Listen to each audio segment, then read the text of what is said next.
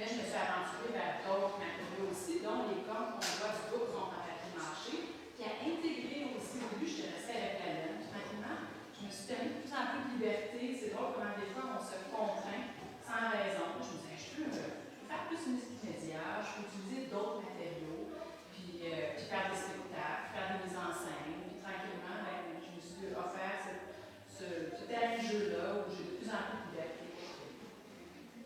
Alors, voilà pour la laine. Mais par exemple, la laine, il y a vraiment plusieurs types de fils. On pense autant de la laine, mais si on regarde par exemple la barbichette du bouc, ici c'est du yak. Donc, c'est une texture vraiment différente que par exemple les cheveux de la petite fille qui est une personnage sexuelle. Ça, c'est de la chèvre en bois. En fait, une texture beaucoup plus soyeuse. Et dans le fond, c'est ça. C'est un monde aussi de trouver les teintures, comment les mélanger. Je vais vous montrer. Tiens, d'ailleurs, je pense que je vais vous montrer plus de ça.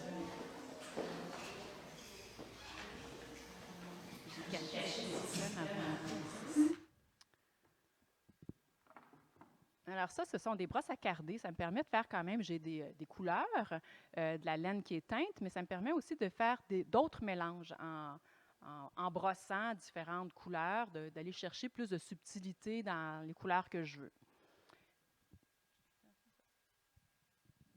Alors, tout simplement, je mets de la laine et ça mélange mes couleurs comme ça. Alors ici, on est devant les personnages de Mimi et Scribouillis de mon spectacle Scribouillis. Et donc, je fais la mise en scène et j'anime les marionnettes aussi. Donc, je suis sur la scène. Ce spectacle-là, en fait, de quoi ça parle, c'est nos personnages principaux, Mimi et Scribouillis. Scribouillis, c'est un être imaginaire. Alors, Mimi, elle se met à dessiner sur un tableau et tout à coup, le personnage qu'elle a dessiné prend vie, qui est Scribouillis. Ah oui, ça pourrait être intéressant de mentionner qu'en fait, Mimi, ses cheveux sont en laine de chèvre. Et bon, le reste, c'est la laine de mouton. Mais la technique, c'est feutrage à l'aiguille. Et celle-là ici, qui a une forme beaucoup plus souple, en fait, qui peut se métamorphoser, c'est du feutrage à l'eau chaude. Donc, ils ont chacune une technique différente. Celle-là ici, ses membres, ils sont pleins. Ça permet de la laine. Le feutrage à l'aiguille permet de faire des volumes pleins. Et le feutrage à l'eau chaude permet de faire des volumes souples, hein, comme des chapeaux ou des vêtements, des foulards. Alors, c'est une technique différente. Et bon, pour revenir à ce que je disais, le spectacle, en fait, c'est que Mimi dessine, son dessin prend vie. Et puis au début, ils sont amis. Puis à un moment donné, qu'est-ce qui arrive? C'est qu'ils se chicanent. Pourquoi ils se chicanent? Parce que Scribouillis se met à manger la doudou de Mimi. Fait que Mimi, elle dit « Hey, c'est ma doudou, ça! » Non, non, non, je veux pas. Et là, ben, la chicane prend. Puis Scribouillis, comme on le voit là, je ne sais pas si vous voyez l'image que là, la photo, mais il peut se transformer. Il devient une grosse bouche. Puis il mange la doudou à Mimi. Puis Mimi, elle dit, ah si, elle arrive à reprendre sa doudou. Elle fait un piège. Puis dans le coffre, elle fait... Puis là, avec la doudou pour la tirer, puis là, le Scribouillis, il veut la doudou. Hop, il saute dans le coffre. Elle ferme le coffre, comme ça de même. Et là, elle regarde son tableau, puis elle se dit, peut-être je devrais l'effacer. S'il est apparu quand j'ai dessiné, peut-être que si je l'efface, il va disparaître. Fait qu'elle commence à l'effacer, puis elle l'efface.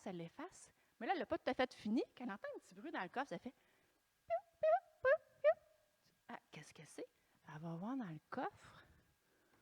Puis, oh, c'est un petit Scribouillis à moitié effacé. Puis c'est pour ça qu'il fait un petit bruit. Puis là, ben, elle le trouve vraiment mignon, mais c'est triste un petit peu quand même. Elle regarde, puis là, ben, Mimi, elle a un petit remords. Hein?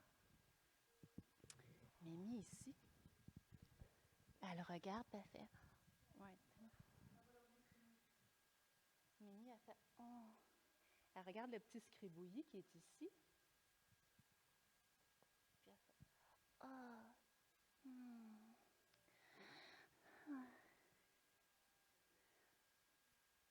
Elle a une idée. Oui. Elle va aller le redessiner. Elle retourne au tableau. Puis elle redessine Scribouillis. Puis Scribouillis reprend vie, puis maintenant ils sont amis. Je vais vous montrer comment on peut manipuler Scribouillis.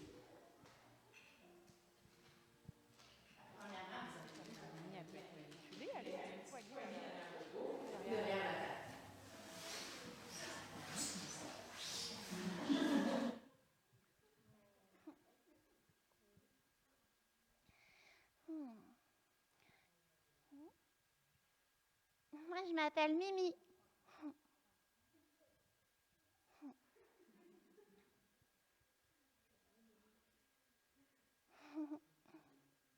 Puis beaucoup, quand j'essaie de donner vie à la marionnette, Mimi, dans le spectacle, elle ne parle pas beaucoup, mais on entend toujours sa respiration. Puis en fait, toutes ces respirations-là, de faire comme...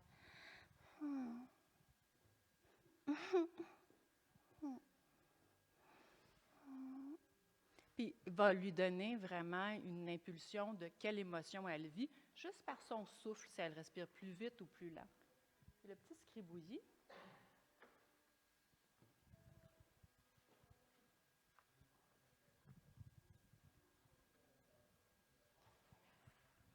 Comme je disais, il peut être métamorphosé. Hein? Oups, je vais le sortir ici. En fait, lui, c'est le gros scribouillis. Lui, c'est le petit scribouillis. Alors ça, c'est sa grande queue. À un moment donné, elle tire sur sa queue s'allonge, s'allonge. C'est vraiment un être très, très spécial. Hein? C'est un petit monstre. Lui, il veut toujours manger.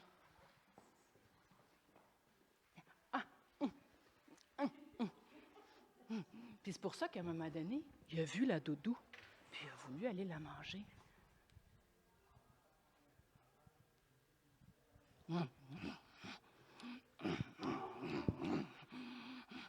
Puis c'est ça. Puis il mange la doudou au complet. C'est pour ça que Mimi a réagi. Elle a dit « Hey, c'est ma doudou! » On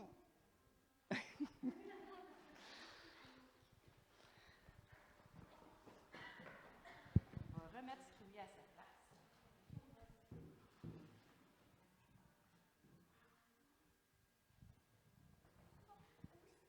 Je vais vous montrer quelque chose de spécial de l'autre marionnette à côté.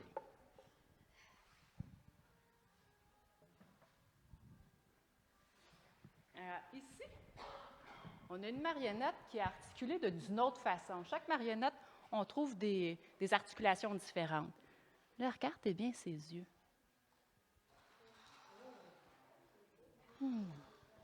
Elle est toujours un petit peu triste, hein? Ou beaucoup triste même des fois. Alors ça, c'est un mécanisme de yeux. À l'intérieur, elle est faite en papier mâché, ça veut dire qu'à l'intérieur, il y a vraiment le mécanisme de yeux avec une petite manette ici qui permet d'activer ses yeux. C'est sûr que quand on construit une marionnette, on se pose des questions. C'est quoi le mécanisme le plus important de la marionnette? Mais elle, vu qu'elle est toujours triste, c'est sûr que ses yeux, je trouvais que ça donnait beaucoup son émotion. Tandis que Mimi, je me suis arrangée pour qu'elle puisse vraiment s'accroupir comme une enfant. Tandis que pour une grande marionnette, elle n'a pas besoin de ces mêmes mouvements-là parce que les personnes plus âgées bougent moins qu'une enfant. Donc, c'est une marionnette qui bouge moins. Alors, je vais ranger ça là.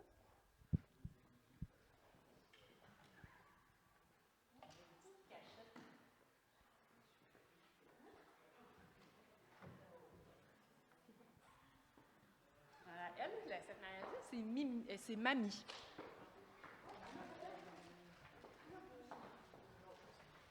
Et Mamie, je me suis inspirée d'une de mes grand-mères qui a souffert d'Alzheimer. Donc, cette marionnette-là, elle perd la mémoire. Et elle perd la mémoire comme ça. Elle a un tiroir où il y a sa mémoire. Sa mémoire, ce sont des boutons. Et les boutons, ça lui rappelle des souvenirs de sa vie. En fait, sur tous ses vêtements, elle a gardé un bouton. Et chaque bouton, c'est un souvenir de sa vie. Et aussi, quand je l'ai fait, j'ai intégré de la dentelle, du crochet sur son visage. C'est pas moi qui l'ai fait, mais je fais quand même du crochet. Mais des fois, j'allais dans des bazars, puis là, je vois des beaux morceaux de crochet, là, puis qui coûtent tellement pas cher. Puis je dis, mon Dieu, que c'est pas valorisé comme travail, c'est incroyable. Je dis, c'est tellement de travail, c'est tellement de patience, c'est tellement de connaissances, que quand j'ai voulu faire comme ces rides du visage de vieillesse, j'ai voulu intégrer ça pour donner ces valeurs-là à la marionnette, que dans le fond, l'âge qu'elle prend, c'est de la délicatesse, c'est de la patience, c'est du savoir-faire. Donc, en intégrant ce matériau-là dans son visage, c'est donner une symbolique aux rides qui n'est pas juste esthétique, mais qui est plein d'autres valeurs du matériau. Alors, elle, ici aussi, ben là, j'ai fixé sa tête pour pas qu'elle bouge trop pendant l'exposition, mais elle est articulée ici.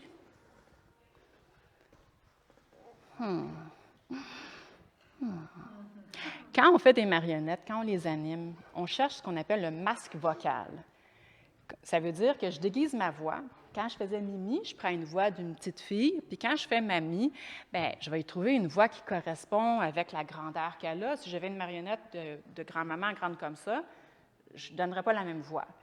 J'essaie de trouver quelle voix je peux donner à cette marionnette-là. Bonjour. Ça me fait plaisir de vous voir. Ah, bonjour, vous. Je ne vous avais pas vu. Voilà. Est-ce qu'elle tient bien? Je vais la replacer, elle est quand même un peu en équilibre. Celle-ci, c'est juste une sculpture. Bien, je dis juste. C'est une sculpture. Mais la recherche du mouvement, elle se passe toujours différemment. Comme celle-là, ici, le mouvement est vraiment, une fois qu'on l'interprète, c'est bon, mais quand on est articulé, et c'est quand on l'anime qu'elle trouve la plus grande liberté de mouvement. Mais sinon, quand c'est une sculpture, c'est que je cherche dans la posture même une impression de mouvement. Donc ici, je les ai mis en dansant. C'est drôle parce que c'est la seule lumière qui reste allumée. Puis hier soir, quand on est parti, il y avait encore cette lumière-là. Je dis, bon, ils vont danser toute la nuit. C'est comme vraiment ça. Fait que c'est ça. Puis au début, j'ai fait plus de la sculpture, comme je disais. Puis finalement, j'ai décidé d'aller vers la marionnette, mais tout en gardant aussi... c'est vraiment des allers-retours entre la sculpture et la marionnette. J'aime beaucoup continuer à faire de la sculpture parce que ça me permet des postures vraiment différentes. Enfin, c'est ça. C'est pas le même type de recherche de mouvement. Alors ici, on voit les voleuses de boutons. Oui, c'est juste parce que je me sens tout le temps qu'il faut que j'aille 2 mètres. Là, c'est ça qui me...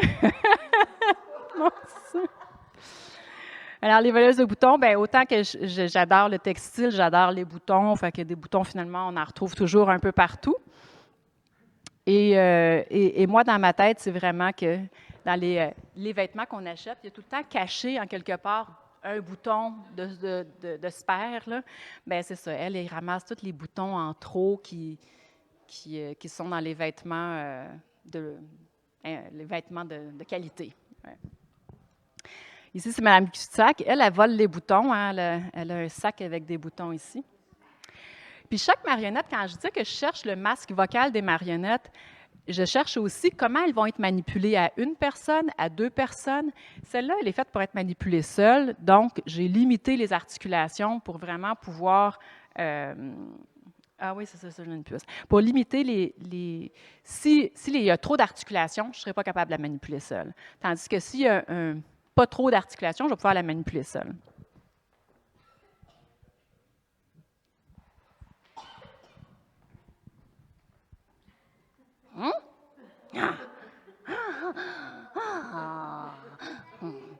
Salut! Hein? Toi? Ah oui, j'ai fait. Toi, qu'est-ce que tu fais?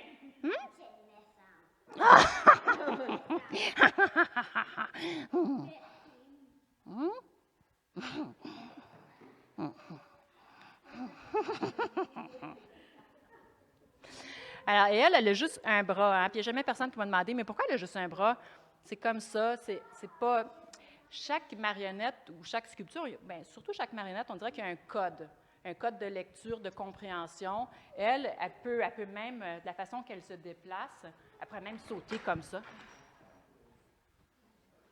Puis on ne nous demande pas pourquoi elle saute, c'est son code. Elle, c'est comme ça. Mais une fois qu'on utilise un code, bien, on le garde. Parce que puis c'est ça, puis la marionnette Mimi que je vous ai montrée au début, bien, elle, à cause qu'elle a une esthétique plus réaliste, ça demande une manipulation plus réaliste. Sinon, si je la manipule tout croche, les gens, « Oh, j'ai pas pris soin de l'enfant, là. » Je vais aller de mon celle-ci.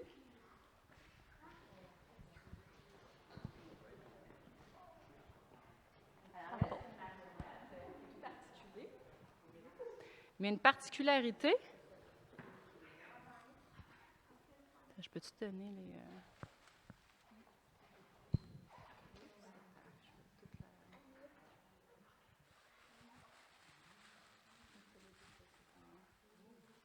En fait, c'est que c'est un gant. Là, je l'ai rempli, je l'ai bourré un peu pour qu'il y ait du volume, mais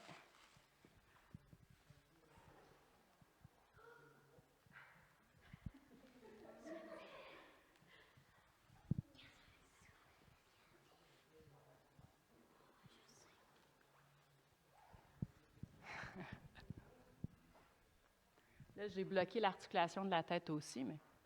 Ah! Ah oui. Oups, j'avais oublié la petite fille ici. On va la faire une pirouette. OK. Allô, toi?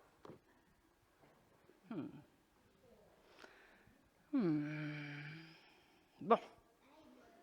Oui?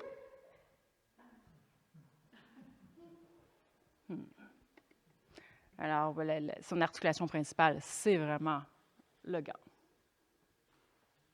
Elle est plus faite pour manipuler assise, parce qu'elle est quand même lourde, mais elle peut se déplacer debout à 2 marionnettistes ou 3. Salut. Salut.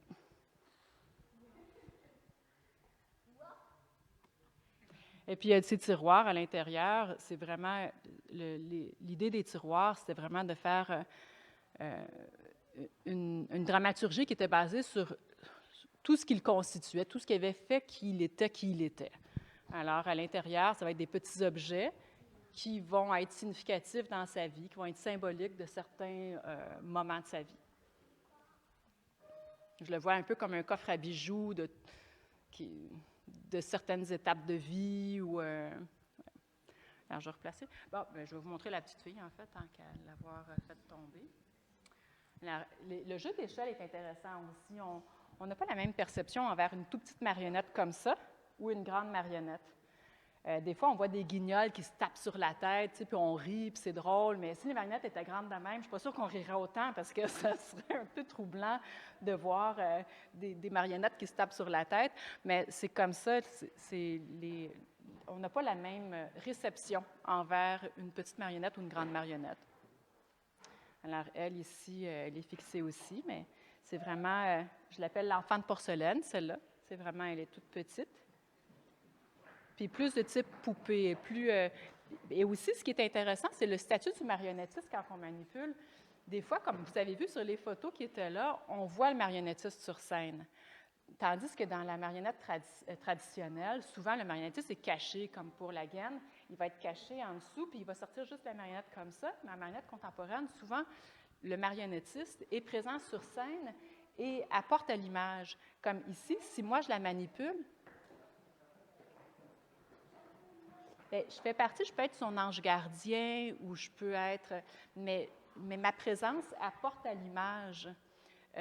Tandis que, donc, je pourrais aussi être un personnage moi-même, de dire « Ah! » et lui parler, mais juste même si je ne suis pas un personnage, c'est de la façon dont je vais la manipuler. Puis aussi, si moi je la regarde, ou je pourrais être cachée derrière, mais tout ça, c'est des décisions pour voir quelle est la place du marionnettiste sur scène. Qu'est-ce qu'elle représente, elle, dans cette partie du cœur, admettons? Bien, je suis en train de travailler à trouver ces objets, mais pour moi, c'est comme, tu sais, les poupées russes, qu'à l'intérieur, il y a une partie à l'intérieur de nous encore, puis encore. Oui, c'est ça, à qui il peut confier ses secrets ou sa partie tendre, ou... ouais.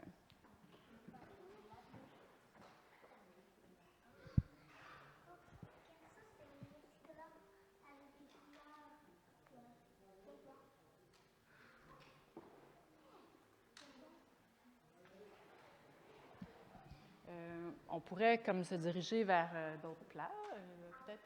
On va venir ici. Je ne sais pas si dans le temps, on marche bien. Bien, ton micro. Ah oui.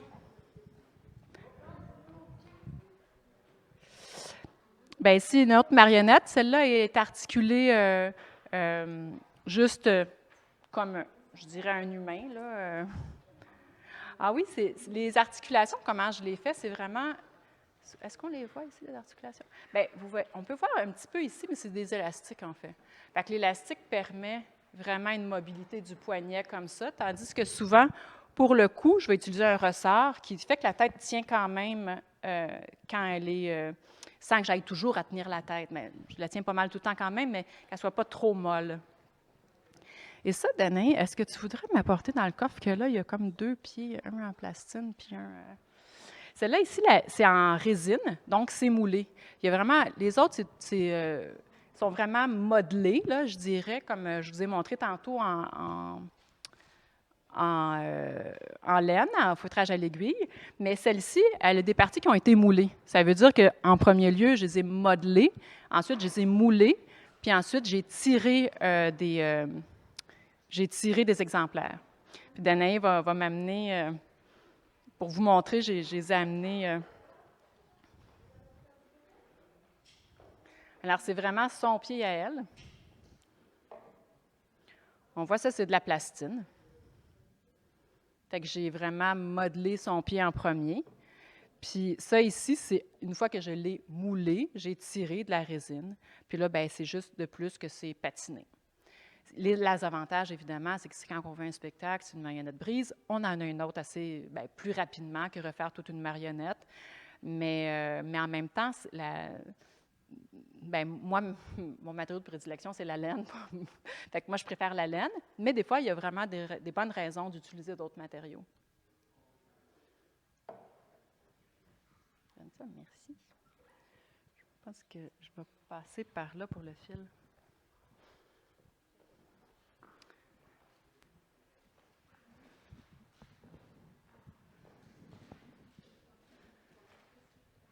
Oui, puis tantôt, je parlais des jeux d'échelle. J'aimais ça mettre la bobine de fil ici parce que c'est une bobine qui est tellement grosse que c'est comme si eux ils étaient tout petits. Fait que ça change l'échelle qu'on peut s'imaginer les sculptures. Celle-là, ici, je l'appelle mouflon à fleurs de dentelle. Puis c'est tout le temps dans ma recherche de liberté, de me donner plus de droits d'explorer. Puis tout ça, je me disais, mais je pourrais mettre des fleurs dessus, pourquoi pas? Tu sais, comme, est-ce qu'on a le droit? Ben oui, j'ai le goût de mettre des fleurs. Puis là, j'ai mis un petit pinceau, puis je fais semblant que c'est dans ma tête. C'est elle qui a peinturé son animal, puis elle est assise à l'envers, puis elle a des boutons, elle aussi, parce que j'aime les boutons. Elle a des boutons dans sa tasse. Celle-là ici, je l'ai faite vraiment récemment, pendant la pandémie. En fait, je ne pouvais plus faire de spectacle. Fait que je dis, bon, ben, c'est le temps de faire une grosse sculpture. Puis ça a été vraiment tout un défi de changer de taille, d'en faire une plus grande, parce qu'il y a vraiment une gestion du poids. La tête, les cordes sont faites en papier mâché, puis c'est quand même assez lourd, puis la tête est plus en avant. Donc, il fallait que je trouve une façon que ça ne tombe pas par en avant ou sur le côté. Ce qui fait que dans le corps, il y a vraiment un morceau de bois qui donne du poids, mais qui me permet aussi de de fixer la tête avec un gros tuyau d'ABS qui rentre dans le bout de bois pour être sûr que, avec mes lignes de force, que ça tienne. Donc, il y a du poids qui a été installé plus à l'arrière pour maintenir la sculpture. Puis elle s'appelle du Mène-Fibre parce que moi, j'aime beaucoup les animaux. Puis là, en faisant, dans le fond, c'est drôle parce que pour donner beaucoup d'humanité à mes personnages, j'utilise de la laine de mouton.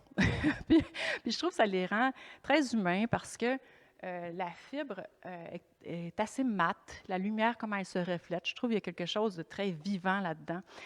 Puis avec cette réflexion-là, de me dire, c'est drôle, je prends de la laine de mouton pour rendre mes personnages plus humains. Bien, je me dis, peut-être je peux faire d'utiliser le même matériau pour le personnage humain et animal.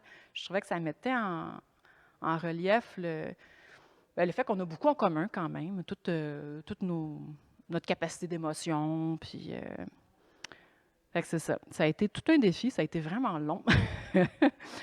Mais finalement, ça finit par arriver. Oui, c'est ça, c'est long, la pandémie aussi. Oui, c'était vrai. Oui. J'avais bien du temps tout seul dans mon atelier. Là? À l'intérieur, c'est ça. Il y a vraiment un bon morceau de bois. Oui. Puis des fois, j'utilise là, de la laine. Tu sais, je vous ai montré la laine que j'utilise, mais je peux aussi utiliser des morceaux de laine, disons, des couvertes de laine ou pour des morceaux. Tu sais, quand j'ai besoin de vraiment beaucoup, beaucoup, là, parce que ça devient très gros, là. Mais c'est sûr qu'il y a quand même toute une partie qui est modelée de la façon dont je vous ai montré avec le feutrage à l'aiguille. Et puis, bien, il reste 2 œuvres ici. Alors, il y a ici le cheval, les cavaliers. Ça, je l'ai fait, j'étais à Dublin. Puis d'ailleurs, c'est la Saint-Patrick, c'est ça qui me fait. Puis j'étais à Dublin quand je l'ai fait. Puis là-bas, c'est vraiment surprenant, mais il y avait des gens qui avaient des animaux domestiques que c'était des chevaux dans la ville à Dublin. Puis tellement des beaux chevaux, là, fait que j'ai fait un cheval. Puis ici, j'ai la dernière qui s'appelle Mère Grand. Puis ce que je trouvais intéressant, c'est que je m'inspire beaucoup des contes de fées. Puis dans les contes de fées, il y a tout le temps des grands-mamans. Mais les grands-mamans sont toujours là pour faire des tartes aux pommes, puis pour que la visite, elle vient, puis elle les reçoit. Mais je me dis, oui, mais elle a une vie aussi, là. À un moment donné, les petits-enfants, ils partent, puis elle continue à vivre. Elle n'est pas là juste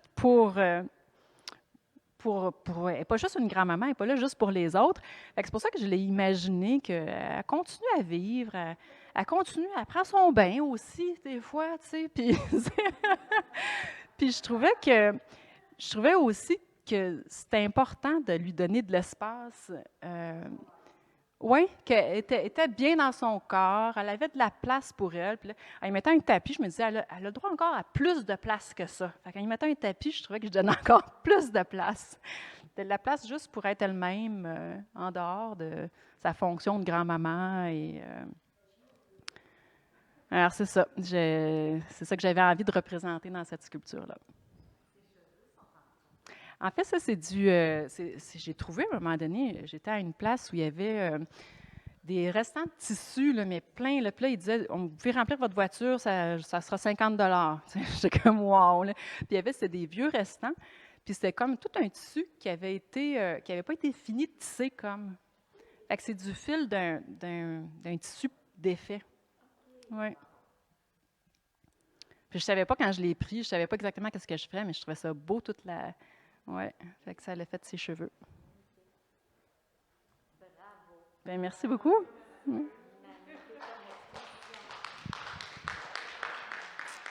si vous avez des questions, ça me fait plaisir. Là,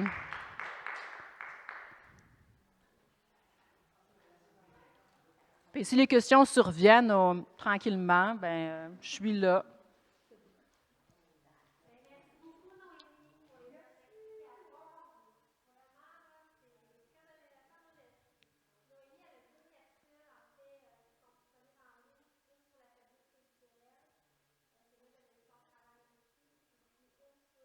Signer Laval.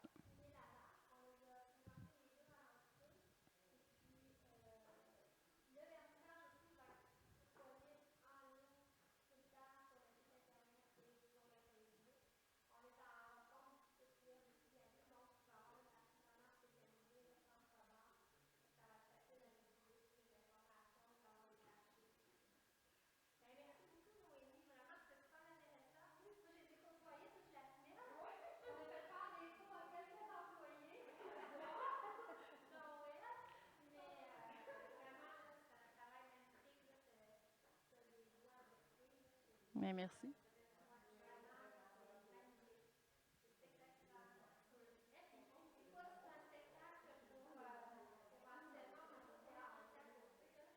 Je suis allée le visiter. C'était un beau théâtre. Ouais.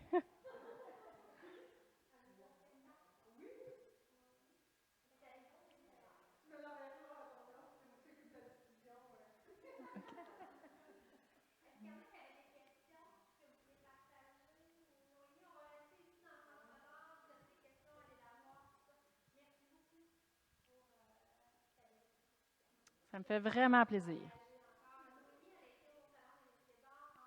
2019.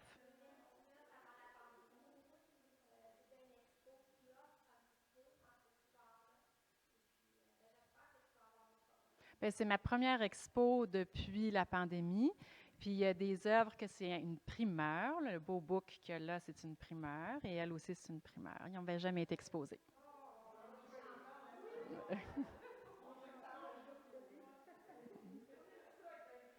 Oui. Puis d'ailleurs, je tiens à dire que l'accueil est fantastique. J'ai été vraiment très, très bien reçue. C'est vraiment extraordinaire. Ouais.